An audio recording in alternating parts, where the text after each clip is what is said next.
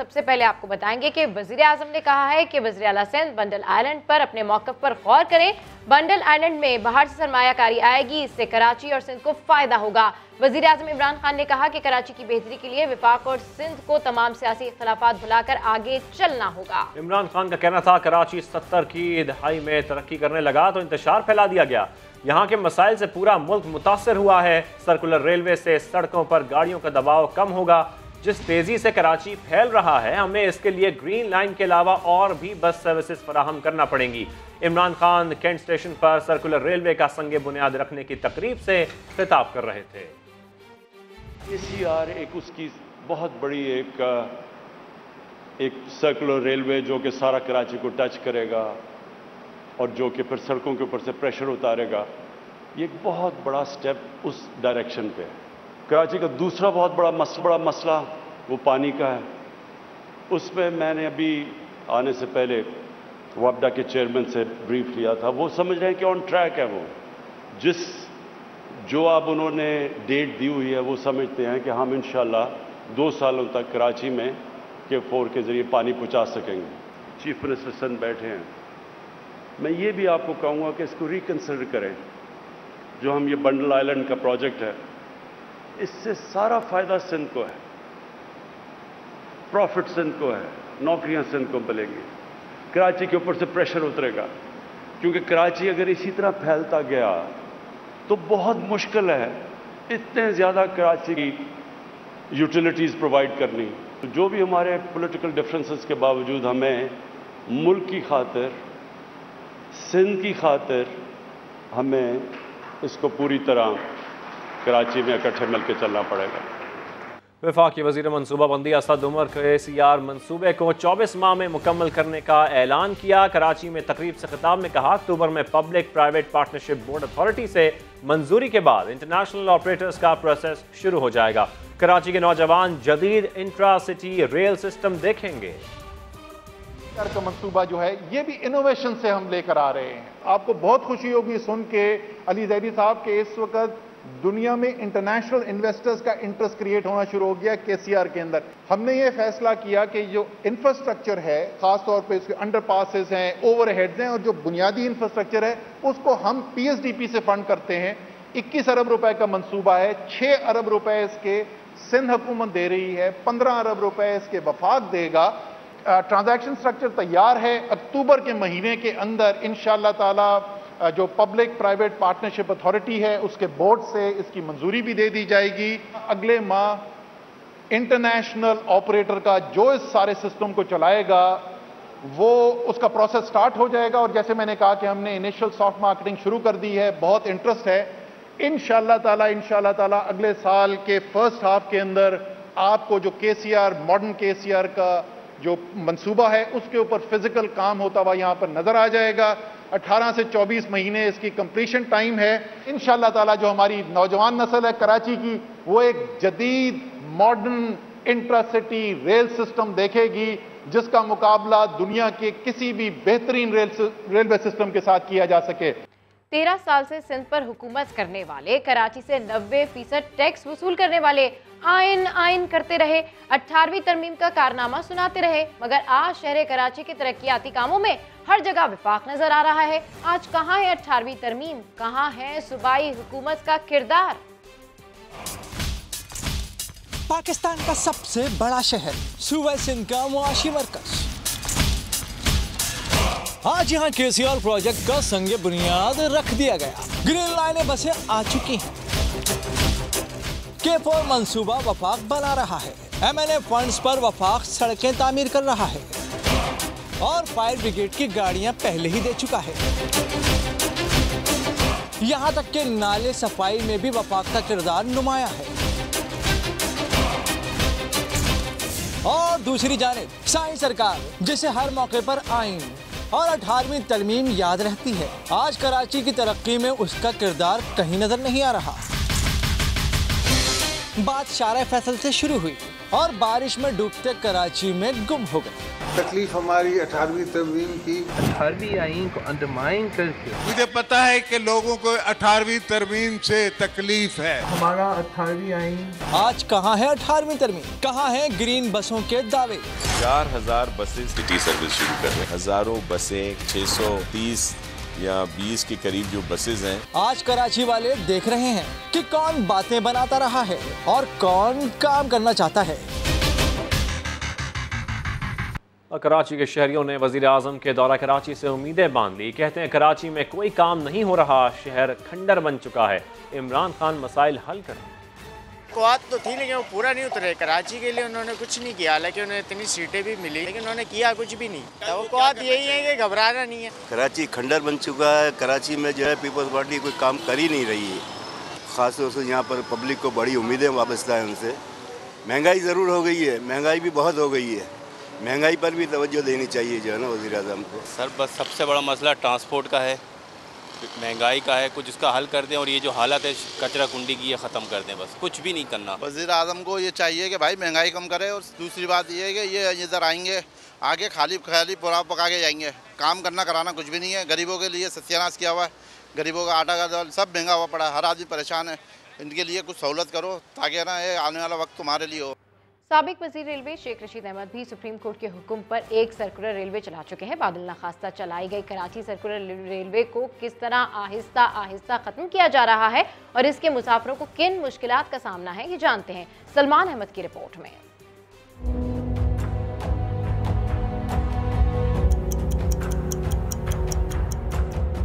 5:45 बज चुके हैं। प्लेटफॉर्म नंबर 6 पर नौमान को इंतजार है उस ट्रेन का जो मंजिल पर पहुंचा दे। मैं बेसिकली सुबह 7:40 पे घर से निकलता हूं, 8 बजे डिग्रो स्टेशन पर तकरीबन 5-10 मिनट के बाद आ जाती है, 8-10 पे आ जाती है और वापसी अक्सर इसके इश्यूज ये आते हैं, लेट करवा देती है। कैंट स्टेशन पे कम से कम घंटा रुकवा देते हैं।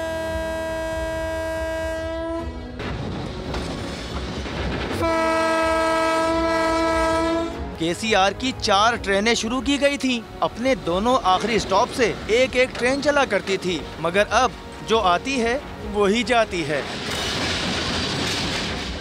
सुबह यहाँ से जाती है धाबीजी तक, फिर उससे आगे वो शालती बन जाती है मीरपुर तक। धाबीजी तक तो जाती है वो KCR है, उससे आगे फिर वो मीरपुर खास बन जाती है। जनाब सुना आपने, रेलवे हुक्काम ने शायद नए वजीर को मामू बना दिया है। ट्रेनों की ना सिर्फ तादाद कम कर दी बल्कि जो बोगियां KCR का नाम लेकर कराची से चलती हैं वही अपनी मंजिलों के बाद दूसरे शहर जाती हैं और उस पर भी रफ्तार अल्लाह की पनाह। KCR चलती कम और जगह जगह रुकती ज्यादा है। अभी सिटी स्टेशन से सफर का आगाज ही किया था, चंद गज के फासले पर ही दोबारा ट्रेन रोक दी गई।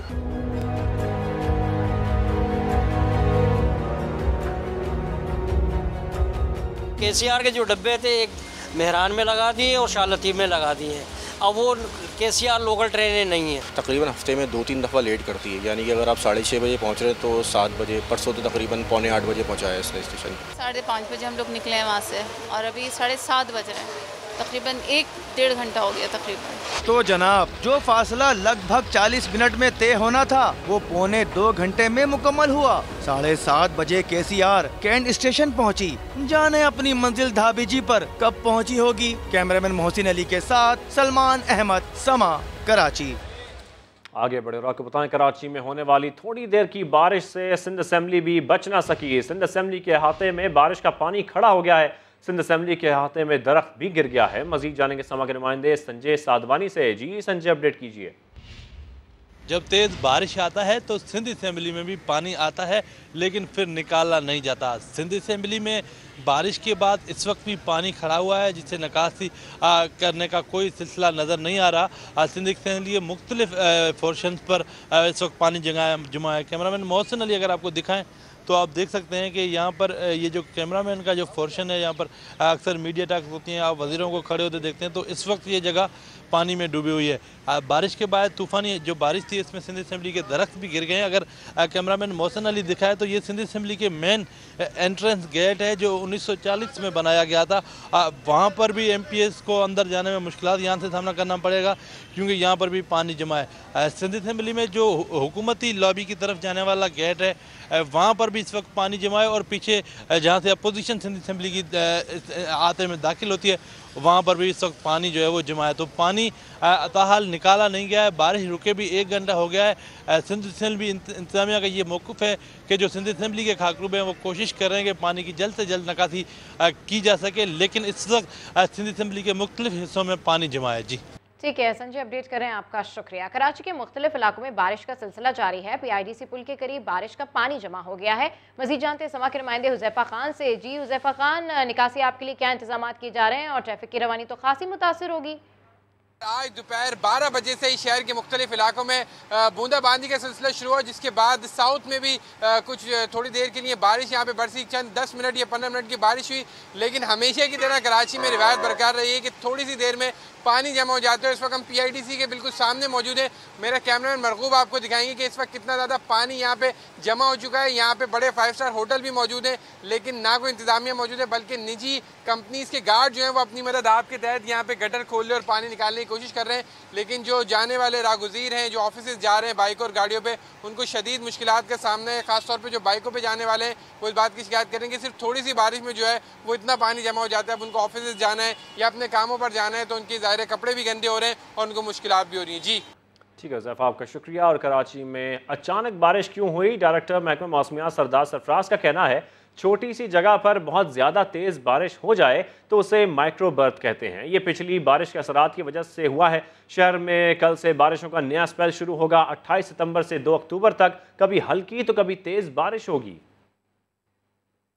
थोड़ी सी मतलब छोटी सी जगह पर अगर बहुत ज्यादा थोड़ी देर के लिए कुछ ज्यादा बारिश हो जाए और आंधी वांधी ऐसे चले और विजिबिलिटी कम हो जाए तो उसको हम माइक्रो बर्स्ट कहते हैं। बाकी तो बारिश जो हुई है ना, ये बेसिकली कराची के जनूब मशरक में पिछला जो लो प्रेशर एरिया गुजरा है 23, 24, 25 को जिसने बारिश दी है, तो उसकी अभी तक उसके असरात बाकी है, यानी उसकी ट्रफ बाकी है। और वो ट्रफ इधर से समंदर से मतलब कराची की तरफ उसको मॉइस्चर मिला है, तो ये आज बारिश हुई है जो लाइट रेन हुई है ज़्यादातर जगहों में। हैवी शावर्स असल में तो कल से वो स्पेल दाखिल होगा जो एक्चुअल सिस्टम है, वेदर सिस्टम जो हमारी एडवाइजरी इशू हुई थी, तो उसमें वही 27 की रात से सिंध में, ईस्टर्न सिंध और जो लोअर सिंध है बाकी ठट्ठा बदीन वगैरह, और 28 से फिर कराची में जिक्र किया गया था। तो कल से है 28 से लेके 2 अक्टूबर तक है वो स्पेल और उसमें तेज बारिश है। कर्ज बढ़ता गया, जूं दवा की अमरीकी डॉलर की ऊंची उड़ान, रुपए की कदर तारीख की कम तरीन सतह पर आ गई।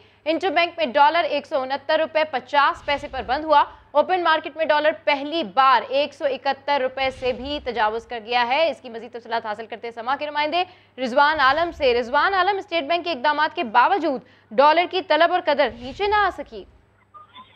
जी बिल्कुल ऐसा ही है। स्टेट बैंक ने हालिया दिनों में काफी इकदाम किए जिसमें दरामदी गाड़ियों के लिए कर्जों के इजरा पे भी पाबंदी लगाई थी और कंज्यूमर फाइनेंसिंग के जो है रूल्स भी सख्त किए थे ताकि दरामदात को कर्टेल किया जा सके और डॉलर की तलब में कमी हो। लेकिन ऐसा हमने देखा कि इसके बावजूद जो है वो क्या कहते हैं आज इंटरबैंक में जो है डॉलर तारीख की बुलंद तरीन सतह पे पहुंचा है।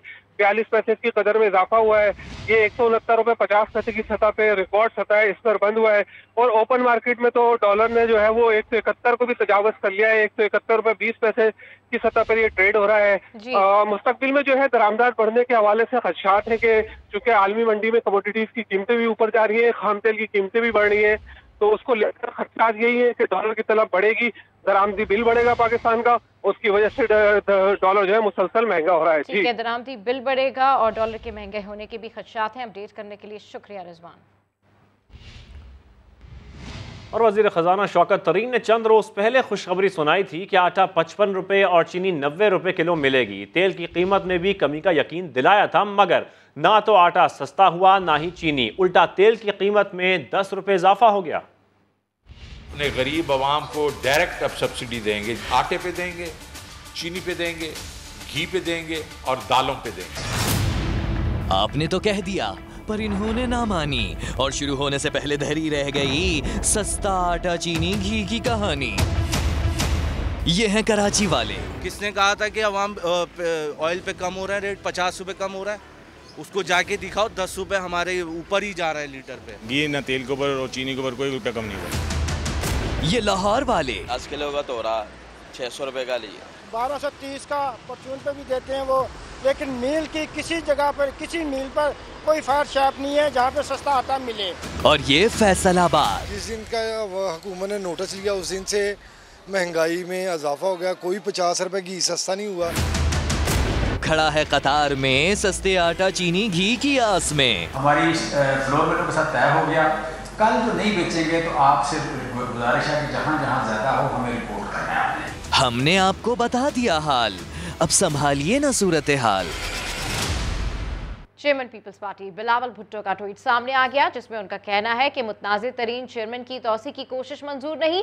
चेयरमैन नैब की गैर कानूनी तौसी की मुखालफत करेंगे। कानून में मुतय्यन मुद्दत में तौसी नहीं हो सकती। नैब इमरान खान हुकूमत का आलाकार बना हुआ है। तौसी की कोशिश हमारे बयानिए को दुरुस्त साबित कर देगी। आपको बताएं कि मुतनाज़िर तरीन चेयरमैन की तौसी की कोशिश मंजूर नहीं, ऐसा ट्वीट किया है बिलावल भुट्टो ने। उनका अपने ट्वीट में मजीद कहना है कि चेयरमैन नैब की गैर कानूनी तौसी की मुखालफत करेंगे। कानून में मुतय्यन मुद्दत में तौसी नहीं हो सकती। नैब इमरान खान हुकूमत का आलाकार बना हुआ है। तौसी की कोशिश हमारे बयानिए को दुरुस्त साबित करेगी। कैसी मुफाहमत और कौन सी मज़ाहमत, कैसा गुनाह और किससे माफ़ी। नून लीग की मरकजी क़यादत के इख्तलाफात खुलकर सामने आ गए। हमजा शहबाज ने आर्मी चीफ की तौसी से मुतालिक मरियम नवाज के बयान की मुखालफत कर दी। कहा फैसला मुतफ़िक़ा और दुरुस्त था। मोहम्मद ज़ुबैर ने वजाहत की मरियम नवाज का गुनाह का लफ्ज़ इस्तेमाल करना बताने का तरीका है। नून और शीन जो है वो यूं है, नून और शीन जो है वो यूं है, यूं है। नून और शीन तो यूं हैं ही, लेकिन क्या मीम और हे भी एक हैं? नैब के चेयरमैन की एक्सटेंशन की जब बात ऑफिशियली सामने आएगी तो हम उस पर रिएक्शन देंगे। बाकी किसी एक्सटेंशन में मैं उस गुनाह में शामिल नहीं। मगर हमजा शहबाज मरियम नवाज के बयानिए से इत्तेफाक नहीं करते। समा के सवाल पर कहा कौन सा गुनाह और कैसी माफी। आर्मी चीफ की एक्सटेंशन का मामला, इस बारे में कोई अभाम नहीं है कि ये फैसला एक्सटेंशन में पार्लियामेंट में वोट देने का मुस्लिम लीग नून की क़यादत का फैसला था। कौमी मुफाद को मलूज़े खातिर रखते हुए ये फैसला किया गया और मैं समझता हूँ कि ये दुरुस्त फैसला था। कौमों की जिंदगी में ऐसे मामला आते हैं जब मुल्क की मुफाद जो है वो जाती मुफादात से बालातर रखना चाहिए। समा ने जब तर्जुमान नवाज शरीफ मोहम्मद जुबैर से सवाल किया तो वो वाज़े जवाब ना दे सके। जो मरियम नवाज ने गुनाह का लफ्ज़ यूज़ किया था वो तो एक तरीका होता है बताने का कि मरियम नवाज उस फैसले में शामिल नहीं थी। और ये एक कोई ऐसी अजूबी बात तो नहीं है। एक पॉलिटिकल पार्टी होती है, उसमें मुख्तलिफ राय होती है। जो शामिल थे उनकी भी कोई मंतक थी, कोई बैकग्राउंड था कि क्या वजूहात थी जिसकी वजह से। मेरे से पूछा था कि अगर आप होते तो क्या करते, तो मैंने भी यही कहा था कि मैं ना। वजीर दाखिला शेख रशीद ने हमजा शहबाज के बयान को हकीकत करार दिया। आइंदा 3-4 महीनों में दूध का दूध और पानी का पानी हो जाएगा और ये सारे लोग जो हैं एक दोनों के दोनों ग्रुप्स जो हैं पार्टी के वो अलग अपना अपना बयानिया देंगे।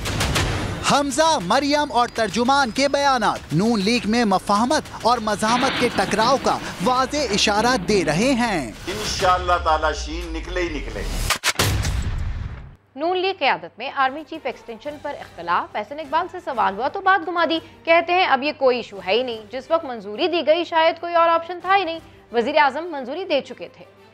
एक्सटेंशन है उसकी मंजूरी वज़ीर आज़म दे चुके थे और इसके बाद जब सुप्रीम कोर्ट ने पार्लियामेंट से कहा कि इनेबलिंग लॉ बनाए तो सवाल ये था कि क्या पार्लियामेंट आर्मी चीफ को बरतरफ करेगी या उस फैसले को रेगुलराइज करेगी। इसीलिए सिस्टम पूरा होस्टेज था, उसमें किसी के पास शायद कोई चॉइस नहीं थी। अहम खबर आपको दें, अमरीकी अखबार वाशिंगटन पोस्ट में वज़ीर आज़म इमरान खान का आर्टिकल सामने आ गया है। वज़ीर आज़म का कहना है अफगानिस्तान में जंग के बाद की सूरत हाल का इल्ज़ाम पाकिस्तान पर ना थोपा जाए। कांग्रेस में अमरीकी नुकसान से मुतालिक इल्ज़ाम तराशियाँ बाइस हैरत हैं।